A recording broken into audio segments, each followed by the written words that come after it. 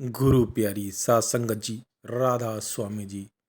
सात संगत जी, आज 26 अक्टूबर को ब्यास में हुजूर जी ने सत्संग फरमाया था जी। आज डेरा ब्यास में कुछ अलग ही माहौल देखने को मिला था जी। आज डेरा ब्यास में उदासी का माहौल बना हुआ था जी। पूरा पंडाल चर्चा में डूबा हुआ था जी, क्योंकि आज बाबा जी स्टेज पर नहीं आए थे जी। बाबा जी डेरे में होते हुए भी संगत के सामने क्यों नहीं आए। कल यानी शनिवार की सुबह हमारे प्यारे बाबा जी ने ओपन कार में दर्शन दिए थे जी, लेकिन परसों और कल शाम के सवाल जवाब में बाबा जी नहीं थे जी।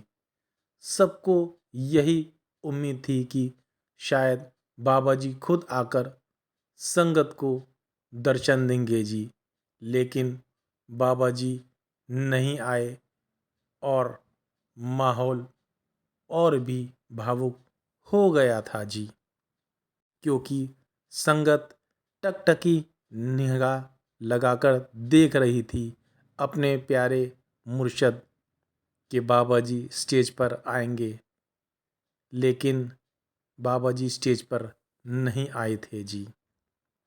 आज पंडाल में कुछ जगह पर भाई और बहनों के रोने की आवाज़ें भी आ रही थी। उनको हमारे प्यारे सेवादार भाई बहनों ने बड़े प्यार से शांत कराया और संभाला था जी। आज हुजूर जी ने स्वामी जी महाराज की वाणी का शब्द लिया था जी। मित्र तेरा कोई नहीं संगियन में सत्संग फरमाया था जी। हुजूर जी ने वाणी की शुरुआत करते हुए यह समझाया था कि यह सच्चाई हमारे सामने रखी कि इस माया के संसार में हमारा कोई भी सच्चा मित्र साथी नहीं है। फिर आगे फरमाते हैं कि जितने भी संत महात्मा हमारे दरमियान आए, हमें उन्होंने अलग अलग अपनी वाणियों के जरिए समझाया, लेकिन आज इंसान इस चीज़ को सीखना ही नहीं चाहता। वह बार बार वही भूल को दोहराता है, पर उस गलती और उस भूल से कोई भी सबक नहीं लेता। फिर आगे हुजूर जी ने बड़े प्यार से समझाया कि आज इंसान इतनी गहरी नींद की अवस्था में सोया हुआ है। यह नींद नहीं बल्कि वह अज्ञानता की नींद है। जो व्यक्ति इस संसार की सच्चाई को नहीं पहचान पाता, वह बाहर से भले ही जागा हुआ दिखाई दे, लेकिन भीतर से वह सोया रहता है। फिर आगे फरमाते हैं कि इंसान इस सृष्टि में अकेले ही आया है। जब से वह जन्म लेता है और अकेले ही लौट जाता है। यह सब हमारे कर्मों का फल भी हमें ही यहाँ भोगना पड़ता है। ना कोई हमारे साथ चल सकता है, ना हमारे बदले कोई उसका फल अनुभव कर सकता है। आत्मा को यह जिम्मेदारी खुद ही स्वयं उठानी ही पड़ती है। फिर आगे फरमाते हैं कि स्वामी जी महाराज हमें क्या समझाना चाहते हैं कि मित्र तेरा कोई नहीं संगियन में। सच्चा मित्र वही होता है जो केवल हंसी और खुशी के समय नहीं, बल्कि हमारी हर परिस्थिति, हर दुख सुख में वह हमारे साथ बना रहे। फिर आगे हुजूर जी हमें बड़े प्यार से ज़िंदगी के बारे में समझाते हैं कि भाई, हमें अपनी लाइफ में, ज़िंदगी में कितने अनगिनत दोस्त के रूप में मिलते हैं, पर हमने कभी यह सोचा है कि इसमें कितने हमारे अंतिम पड़ाव पर हमारे साथ रहते हैं। फिर आगे हुजूर जी बड़े ही सुंदर उदाहरण देते हुए समझाते हैं कि जो बचपन में हम छोटे थे, जब हमारे मोहल्ले के बच्चों से दोस्ती हुआ करती थी, जैसे जैसे हम बड़े होते गए, हम स्कूल कॉलेज में गए, वहाँ पर नौकरी हमने की और फिर वहाँ पर हमारे नए नए रिश्ते यार दोस्त बनते चले गए। लेकिन जैसे जैसे उम्र और समय का पड़ाव आता है तो यह रिश्ते हमारे से छूटने लगते हैं और यह सारे रिश्ते नाते सारी मित्रताएं यहीं रह जाती है और अंतिम यात्रा पर हमें अकेले ही निकलना पड़ता है, यानी तय करना पड़ता है। फिर आगे हुजूर जी ने बड़े बाबा जी महाराज का उदाहरण देते हुए फरमाया था कि बाबा जी अक्सर सत्संगों में फरमाया करते थे कि भाई, यह जो रिश्ते होते हैं ना, वह नदी की लहरों जैसे होते हैं। जिस तरह एक लहर आती है और दूसरी लहर को मिला देती है, ठीक वैसे ही हमारे कर्म लोगों को हमारे जीवन में लाते हैं और जोड़ते हैं। फिर भाई, जब अगली लहर आती है तो वही कर्म हमें उन लोगों से अलग कर देते हैं और यही इस संसार का अटल नियम है। मिलना बिछुड़ना सब हमारे कर्मों पर निर्भर करता है। फिर आगे हुजूर जी ने वाणी का उदाहरण देते हुए समझाया था कि संग सखा सब तज गए, कोई ना निभियो साथ।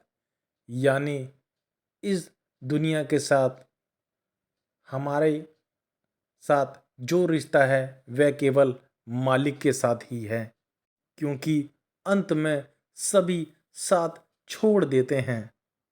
हम चाहे अपने जीवन में कितने अच्छे रिश्ते क्यों ना बना ले, अंत में कोई भी हमारे साथ नहीं जाता। इसलिए स्वामी जी महाराज कहते हैं कि मित्र तेरा कोई नहीं, संगियन में क्यों पड़ा सोवे इस ठगियन में। कहने का तात्पर्य यह है कि कोई भी हमारा सच्चा मित्र नहीं है और हम सभी अच्छी तरह जानते हैं, लेकिन हम इस माया और मोह की नींद में सो रहे हैं।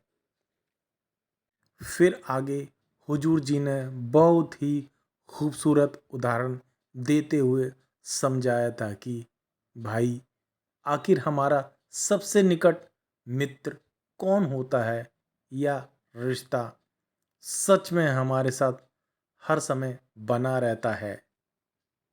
और जो सबसे करीबी साथी है वह तो हमारा शरीर है, लेकिन यही शरीर हर पर हमारे साथ चलता है, हर सुख दुख में साथ देता है। लेकिन फिर उन्होंने बड़ी सच्चाई के साथ बताया कि एक समय ऐसा भी आता है जब यही शरीर थक जाता है और कमज़ोर पड़ जाता है और हमारा साथ यहीं छोड़ देता है। और जब यह सबसे निकट साथी यानी जो कि हमारा शरीर है वही हमारा साथ नहीं देता, तो फिर हम कैसे समझ लेते हैं कि दूसरे रिश्तों की स्थायित्व या हम उससे उम्मीद कर सकते हैं। हुजूर जी ने आगे महाराज जी का भी उदाहरण देते हुए समझाया था कि रिश्ते जो हमारे होते हैं उन्हें हम मीठा ठग भी कहते हैं, क्योंकि यह प्रेम और लगाव का मुखौटा पहनकर हमें हमारे असली उद्देश्य को भटका देते हैं। डाकू, चोर और ठग। डाकू जो होता है वह खुलकर हथियारों के बल पर लूटता है। जो चोर होता है वह अंधेरे का फायदा उठाकर चोरी करता है। लेकिन ठग किसे कहते हैं? वह सबसे खतरनाक होता है।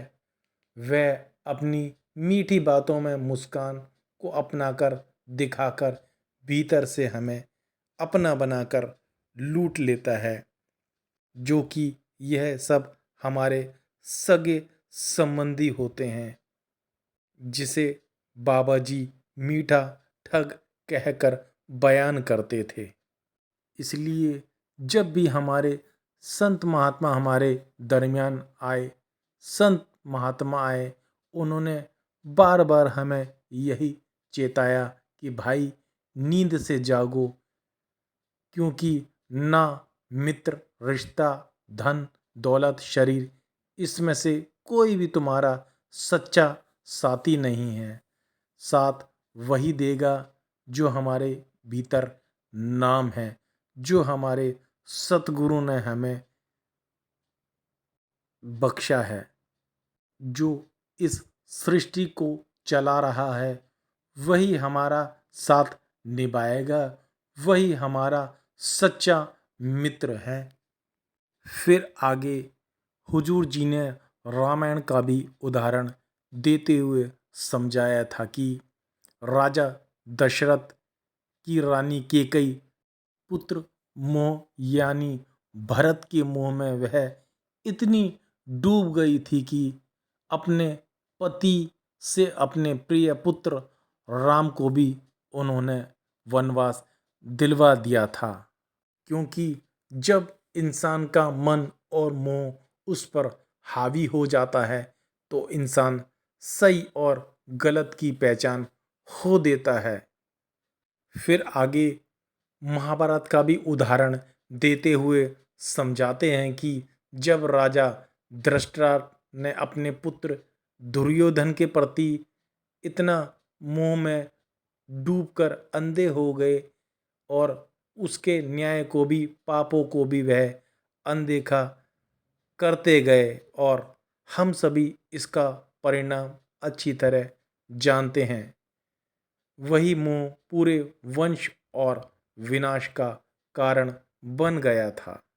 फिर आगे फरमाते हैं कि आज के युग में निर्मल और निस्वार्थ प्रेम लगभग लुप्त हो चुका है। आज जो कुछ भी बचा है वह प्रेम नहीं, मोह माया है। फिर हम सोचते हैं कि कोई हमें समझे और कोई हमारा सहारा बने, कोई हमारी इच्छाओं की पूर्ति करे। लेकिन जब ये इच्छाएं, उम्मीदें हमारी पूरी नहीं होती तो मन को बहुत आहत लगता है। वह गुरु और अपने मालिक से शिकायत करना शुरू कर देता है। समय के साथ साथ अब रिश्तों में त्याग और अपनापन की जगह सिर्फ लेन देन का भाव ही रह गया है। आगे हुजूर जी ने बाप बेटे के रिश्तों का बहुत ही खूबसूरत उदाहरण देते हुए समझाया था कि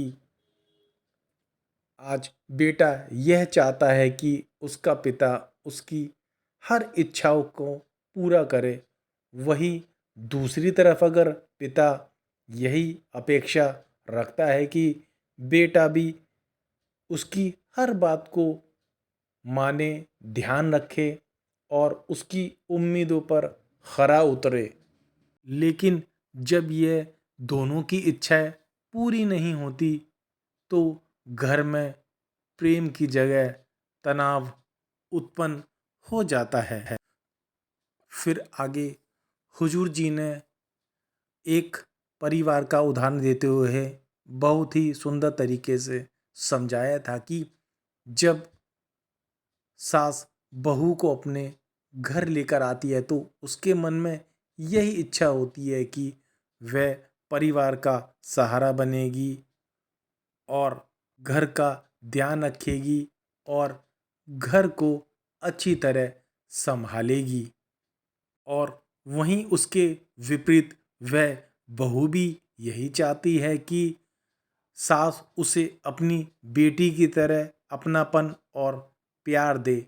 लेकिन अगर थोड़ी उम्मीदें कम होती हैं या रह जाती हैं तो मन में एक खटास सी रह जाती है।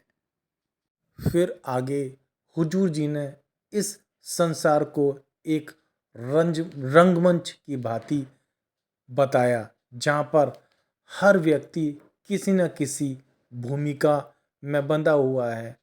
कोई बेटे का किरदार कर रहा है, कोई पिता का किरदार निभा रहा है, कोई माँ का, कोई भाई का, कोई बहन का।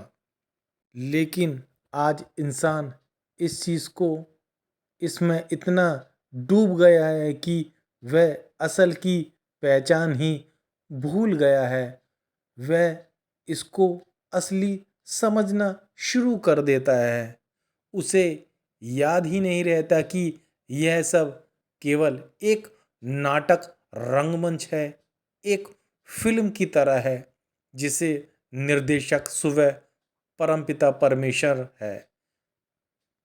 फरमाते हैं उस क्षण कोई नहीं, ना तो पिता रह जाता है, ना माता, ना भाई, ना बहन। सभी भूमिकाएं इसी शरीर के साथ ही समाप्त हो जाती हैं और इंसान इसी मोह माया को और माया जाल में आकर यही सच्चाई और मान बैठता है कि यही असली सच्चाई है।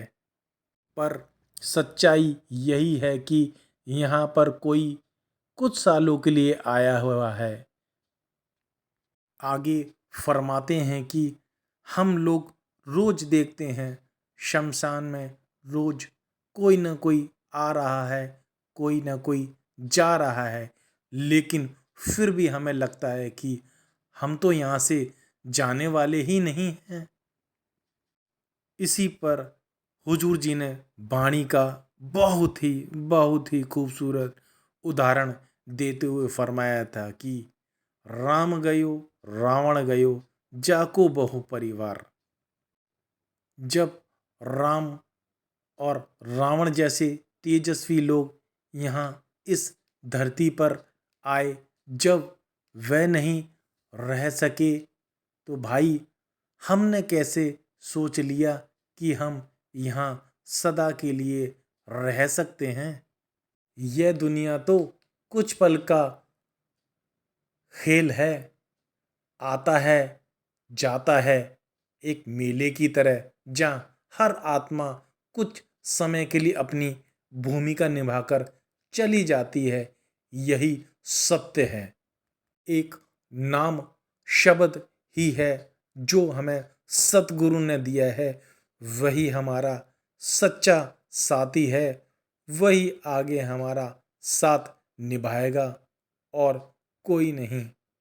फिर आगे हुजूर जी ने बड़े महाराज जी का उदाहरण देते हुए समझाया था कि हुजूर जी क्या कहा करते थे, भाई सत्संग जीवन की तपती धूप में ठंडी छाँव के समान है।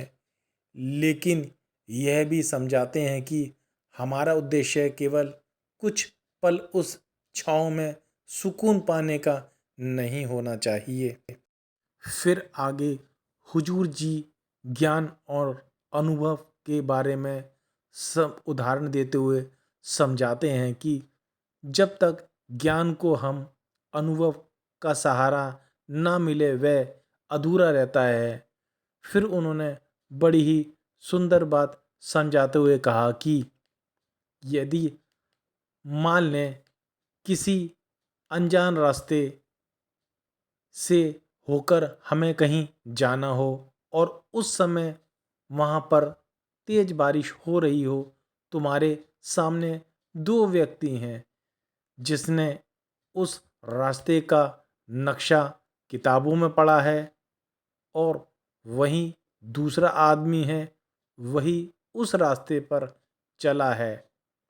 दूसरा जिसने उस मार्ग को सुबह अपने पैरों से तय किया है।